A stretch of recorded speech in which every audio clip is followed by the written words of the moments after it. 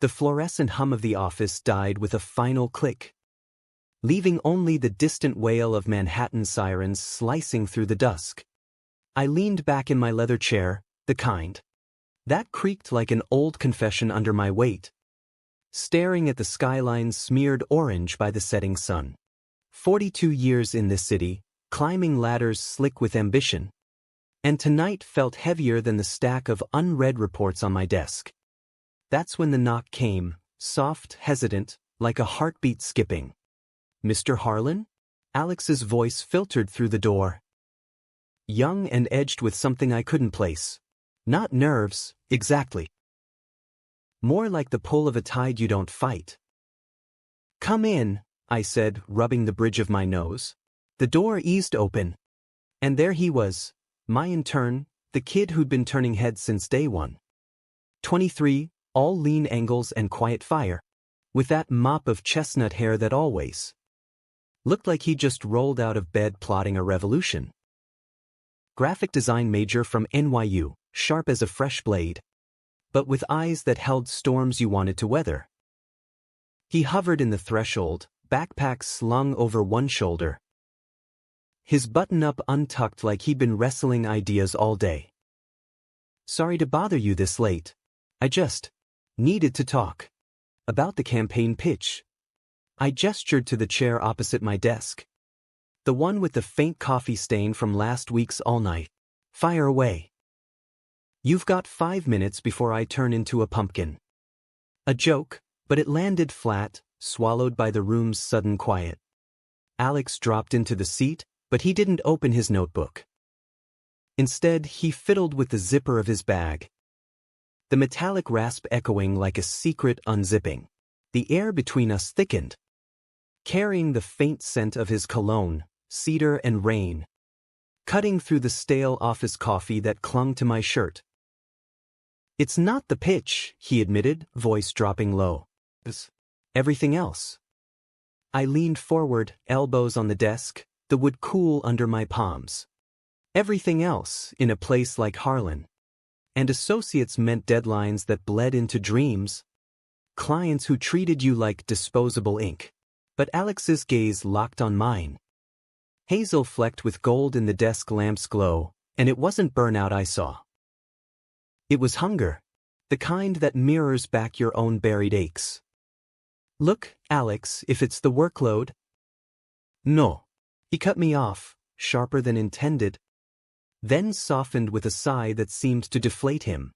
A long, ragged exhale. Like he'd been holding it since orientation. "It's you. The way you see things. People. Me." The words hung there, heavier than the humid July air pressing against the windows. My pulse kicked up, a dull thrum in my ears, drowning the far-off honk of taxis below. I'd noticed him, sure, from the way his fingers danced over his tablet during brainstorms, sketching worlds in seconds, to the late-night emails laced with questions that felt like invitations. But noticing in this? This was a line we'd both pretended wasn't there. Drawn in the sand of professionalism, HR policies, and the ghosts of my last bad breakup.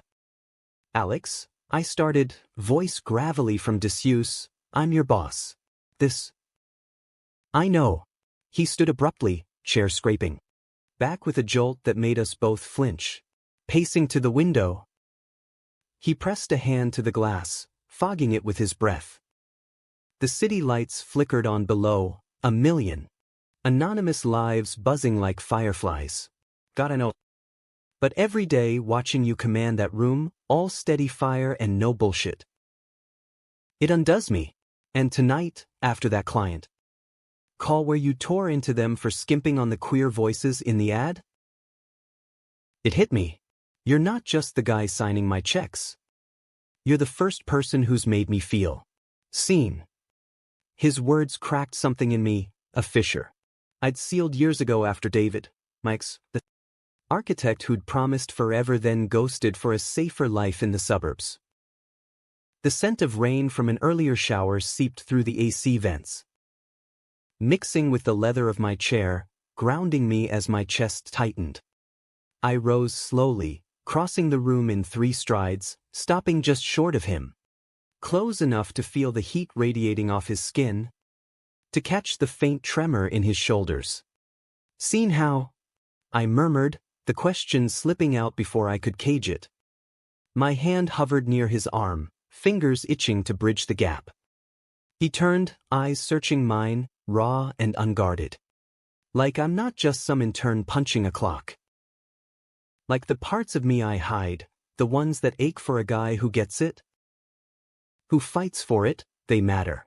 A pause, heavy with the tick of my wall clock. Then, softer, like you do. The confession landed like a slow-motion punch, stealing my breath. I could hear it, the soft hitch in his inhale, the way his lips parted on unspoken wants. Outside, thunder rumbled low, promising a storm that mirrored the one brewing here. I'd built walls higher than these skyscrapers, convinced love was a luxury for the reckless. But Alex? He was the crack in the foundation, the whisper that said maybe 42 wasn't too late to risk the fall. I closed the distance, my palm finally settling on his shoulder, firm yet gentle, feeling the knot of muscle tense then yield. "Kid," I whispered, the endearment slipping out rough around the edges. "You have no idea what you're stirring up." His laugh was breathy, almost a sob as he leaned into the touch. "Then show me." What followed wasn't a blaze, it was a thaw. My thumb traced the line of his jaw, stubble prickling like secret surfacing, and he tilted his head, eyes fluttering shut on a sigh that vibrated through me. Our lips met tentative at first, a brush of salt and longing, tasting of the mint gum he'd chewed during the meeting. Then deeper, hungrier. His hands fisting my shirt as if anchoring against a wave. The kiss unfolded like a reel from one of those Netflix nights I'd spent alone, raw, unscripted. The world narrowing to the slick slide of tongues. The muffled groan I swallowed from his throat. We broke apart gasping, foreheads pressed together. Breaths mingling in the scant space between. Rain pattered against the glass now. A rhythmic hush that cocooned us. "This could ruin everything," I said. Voice wrecked, but my arms were already circling his waist, pulling him flush against me. His body fit like a missing piece, warm, solid, alive with the pulse of someone who'd dared to leap. "It already has," Alex replied, fingers threading through my hair, tugging just enough to spark heat low in my gut. "But what if it's the best kind of ruin?" We sank onto the couch in the corner. One reserved for creative breakthroughs. Tangle of limbs and half-discarded clothes. His hoodie hit the floor with a soft thud, revealing the lean planes of his chest, freckles, dusting his collarbone like stars I'd map later. My shirt followed, buttons straining in the haste, and his touch, exploratory, reverent, traced the scars of old battles. The faint line from a bar fight in my 20s. The softer give of skin softened by too many solitary evenings. The storm outside raged, lightning fracturing the dark, illuminating flashes of us, his head thrown back on a gasp as my mouth found the hollow of his throat. The salty tang of sweat blooming under my lips.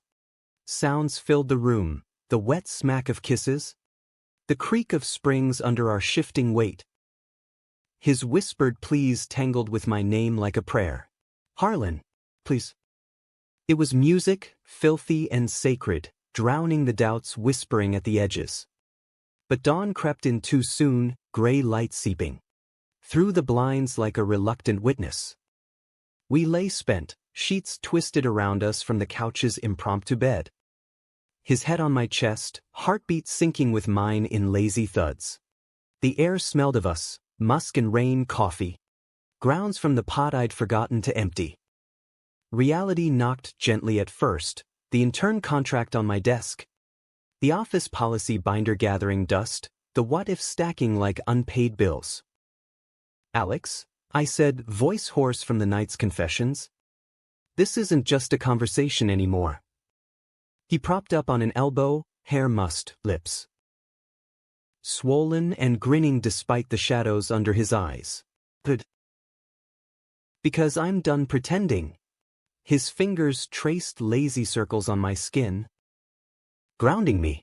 We fight for this. Subtly. Smart. No drama, no scandals. This. I searched his face, that youthful certainty clashing with my cynicism. And something shifted, a meaningful click, like a lock tumbling open. In a city that chewed up dreams and spat out husks, we'd found this, two men. Flawed and fierce, choosing the softer path not out of weakness, but strength. The one where vulnerability wasn't defeat, but the spark that lit the real fires. As the sun crested the East River, painting the room in hesitant gold, I pulled him close again. Not for heat this time, but promise. The sirens wailed on below, but up here, in the quiet after the storm, our story was just beginning, one honest heartbeat at a time.